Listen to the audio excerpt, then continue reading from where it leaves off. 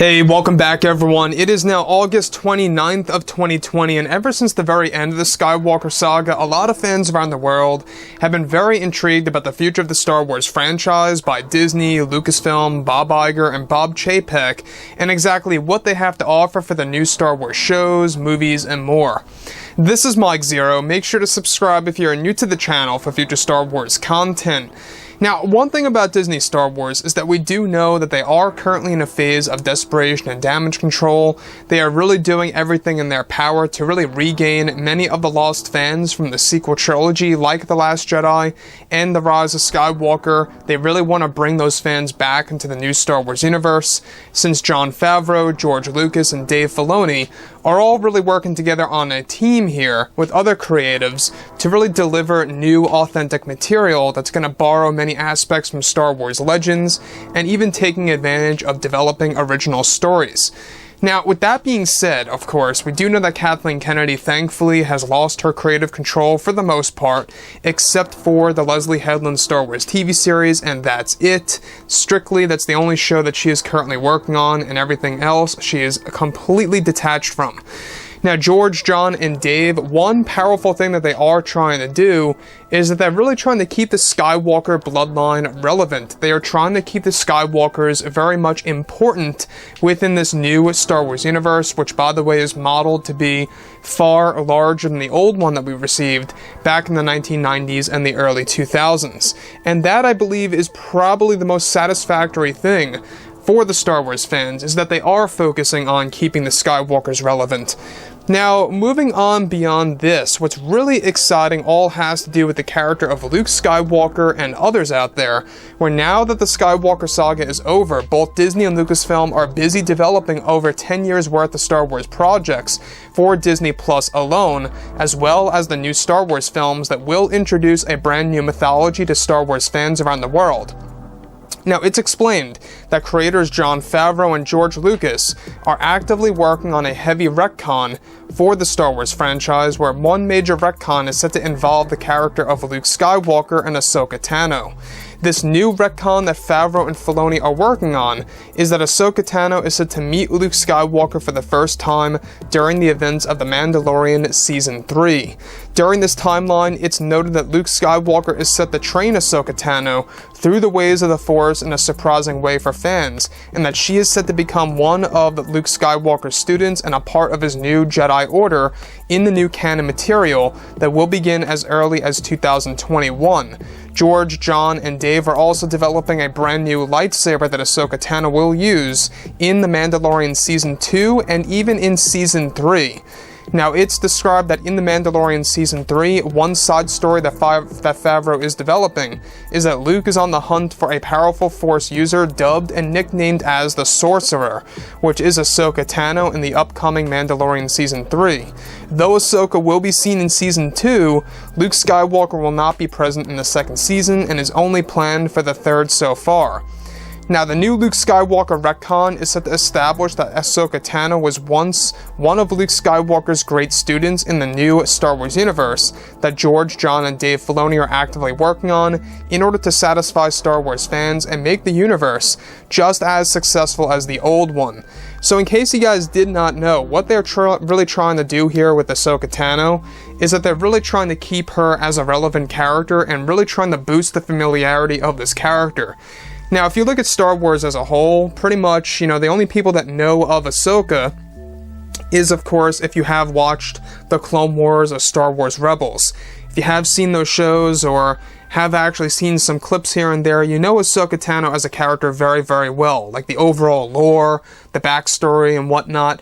But what we don't know too much is about what she was like and where she has been after the events of Return of the Jedi. She is still alive during this timeline, and that's exactly what Mandalorian Season 2 is going to explore, and Season 3 is going to further explore Ahsoka's life, pretty much crossing paths with Luke Skywalker and eventually becoming a Jedi student of his. It's going to be a very interesting scenario to see exactly what happens to Ahsoka, why she's not in the sequel trilogy, whatever happened to her as a character, and where it's going to move on forward from that point, right? So I think I've really got to give a lot of credit here to Dave Filoni and Jon Favreau for really helping out with George Lucas and really trying to do amazing and crazy things. Again, we got Season 2's trailer coming out in a couple of days from now, where they're going to give us a lot of new footage. There's been a lot of talk out there that Ahsoka Tano may even show up in the marketing of Season 2 of The Mandalorian to boost the hype.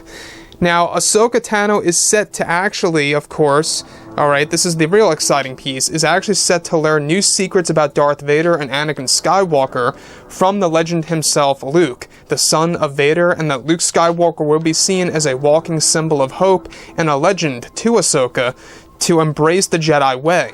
Like Luke in the sequels, Ahsoka is said to be a powerful Force user in exile during this timeline that Favreau is set to develop, however will not keep Ahsoka in exile. George Lucas will be using some of his abandoned concepts from Star Wars Legends as inspiration and as a template for this major segment of The Mandalorian Season 3 that will surprise many fans out there. So once again, we can see the similarities here. Luke goes into exile in the sequels, they're going to have Ahsoka go into exile in The Mandalorian Season 2 and 3. Except she's not going to stay in exile, she's going to come out of it. Something that we did not see all that much of with Luke in the sequel trilogy, right? So, furthermore, it's actually explained, of course, that Ahsoka Tano and Luke Skywalker will form a valuable friendship and a master and student type of connection here in the new Mando show, and even in future comics and books that will explore the story in a more expansive way. There are already talks of a Mandalorian Season 4 to debut some months before the Kenobi TV series debuts in 2022 that will dive deeper into Luke and Ahsoka's bond in the new Star Wars universe. This is best described as Favreau getting a chance to explore Ahsoka and Luke's life, at the same time in a very fun way that fans will appreciate, and that thankfully Kathleen Kennedy will not be involved with this process for The Mandalorian Season 3. Now, Favreau also plans to do flashback sequences of Anakin Skywalker during the Clone Wars for Mandalorian Season 2 that will involve Hayden and Ewan fighting together during this time in live-action form. So, try to imagine that. They're also embracing to keep Anakin Skywalker relevant in Season 2 and Season 3 of The Mandalorian as well, in the form of course, flashbacks here and there, and even in the Kenobi TV series as well. So Jon Favreau and, of course, Deborah Chow and everybody else involved with Mando and Kenobi shows are really going to try their very best to keep the Skywalkers relevant. Now, the thing here about the Ahsoka and Luke bond is going to be a very interesting turn for this franchise, because it does bring one's attention to what's Ahsoka been going through for a number of years after Episode 6, and exactly what is she going to learn from Luke, how long is she going to be his student.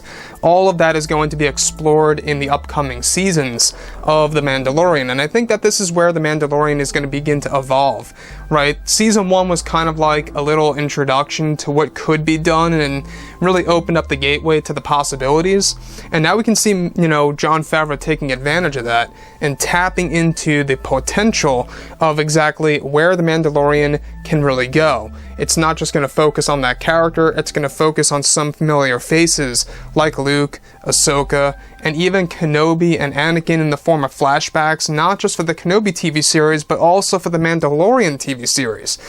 So Favreau's really trying to keep the Skywalkers very much relevant, that honestly I think is really going above and beyond here. After all, he is a hardcore fan, he respects the fandom, and he really wants to bring it to the same exact level as the Marvel Cinematic Universe of respect. Now, obviously the MCU, it seems like it's taking a bit of a darker turn, where a lot of fans may not like the overall direction by Marvel. However, Favreau, I believe he's going to do an amazing job here with Star Wars. I think that he's really going to bring it in the right direction that it actually deserves to go to, and we will have to wait and see exactly how it's going to look like once it's executed, at home on Disney Plus, once the show debuts. So once again, get ready for Season 2, get ready for Season 3 next year. Those are going to be the highlights. So with that being said, guys, drop a comment below. Let me know about all of this in the comments. And if you guys did enjoy the content for today, do make sure to drop a thumbs up on this video to support the channel. I thank you all so very much for the kind support, and I'll catch you guys next time.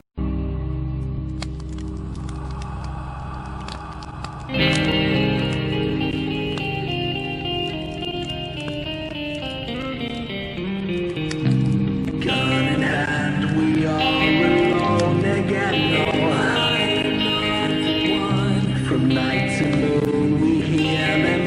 forget.